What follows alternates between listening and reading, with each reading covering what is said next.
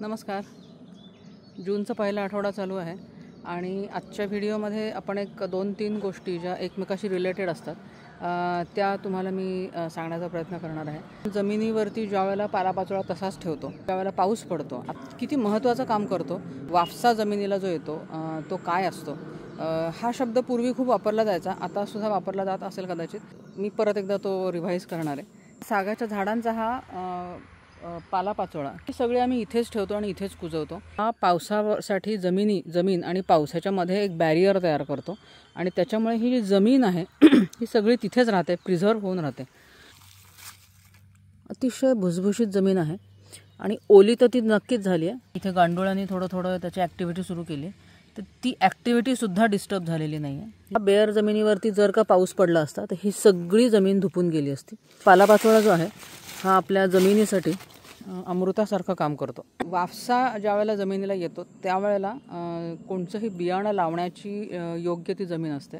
जमिनीमध्ये जेव्हा आपण लागवड करतो एखाद्या गोष्टीची त्यावेळेला ती एक 2-3 वेगवेगळ्या प्रकारची असते. उदाहरणार्थ एक म्हणजे बियाणं आपण लावतो, दुसरी गोष्ट म्हणजे एखाद्या झाडाचं फांदी किंवा कटिंग लावतो, तिसरी पद्धत अशी म्हणजे आपण नर्सरीतून झाड विकत आणतो, खड्डा काढून आपल्या जमिनीमध्ये लावतो. झाड लावण्याची किंवा बी लावण्याची योग्य वेळ कशी आहे ती आपण ओळखता आली पाहिजे. नाहीतर मग जमीन जर खूप जास्त थंड असेल, गार असेल तर ती बी रुजून येत नाही.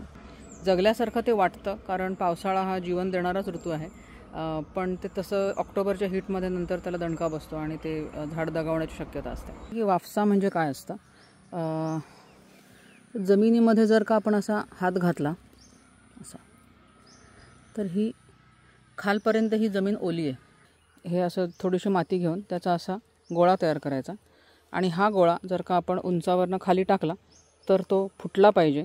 तो तसाच्या तसा चिखल किंवा असं बदकीनी पडला नाही पाहिजे. असा फुटला तर ती परिस्थिती आहे ती वाफसा असते आणि ती कंडिशन बियाणं लावायला योग्य असते.